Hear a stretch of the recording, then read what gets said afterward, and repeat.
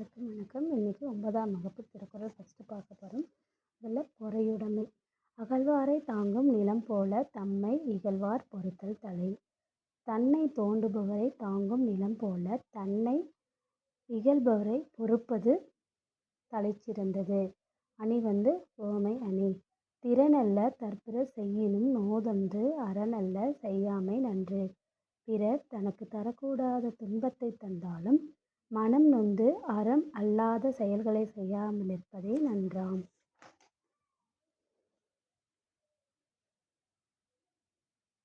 அடுத்து, மிகுதியான் மிக்கவை செய்தாரை தாம் தம் தகுதியான் வென்றுவிடல். செருக்கினால் துன்பம் தந்தவரை தம்முடைய பொறுமையினால் வெல்ல வேண்டும். அடுத்த திருக்குறள் தீவினை அச்சம். தீயவை தீய பயத்தலால் தீயவை தீயினும் அஞ்சப்படும். பொருள் தீயவை தீயவற்றையே தருதலால் தீயைவிட கொடியதாக கருதி அவற்றை செய்ய அஞ்ச வேண்டும். அடுத்து, மறந்தும் பிறன் கேடு சூழற்க சூழின் அறஞ்சூழும் சூழ்ந்தவன் கேடு. இதன் பொருள், மறந்தும் கூட பிறருக்கு கெடுதல் செய்ய நினைக்கக்கூடாது.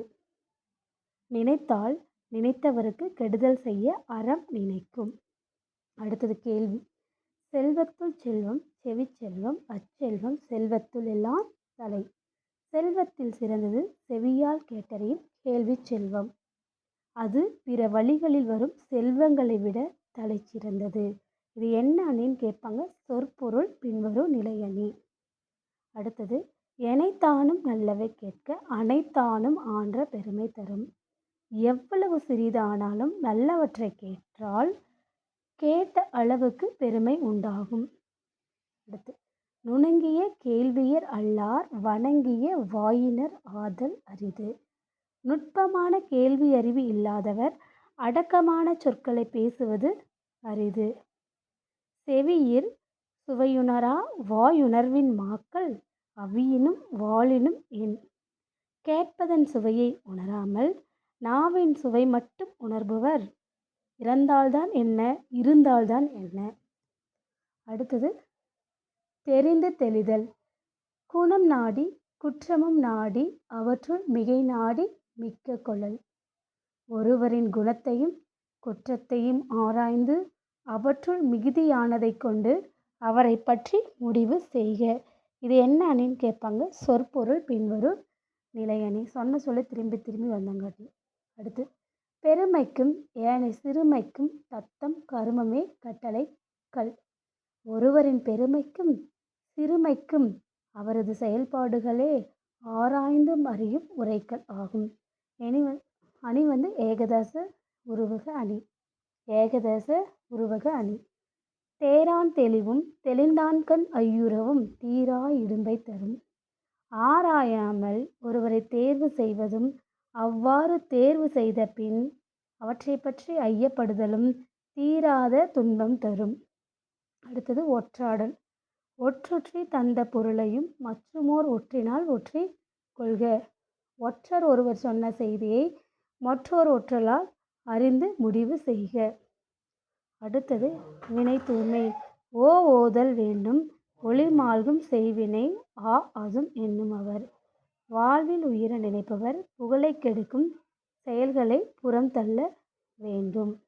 அடுத்தது, ஈன்றால் பசி காண்பான் ஆயினும் செய்யற்க சான்றோர் பழிக்கும் வினை.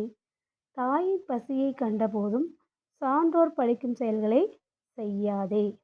அடுத்தது, சலத்தால் பொருள் செய்தே மார்த்தல் பசுமண் கலந்தூள் நீர் பெய்திரி அற்று. தீய செயலால் பொருள் சேர்த்து பாதுகாத்தல் பச்சை களிமண் கலத்தில் நீரூற்றி வைப்பதை போன்றது. இது என்ன அணினா உவமை அணி. அடுத்த திருக்குறள் பழமை. விளைதகையான் வேண்டி இருப்பவர் கெழுதகையார் கேளாது நட்டார் செய்யின்.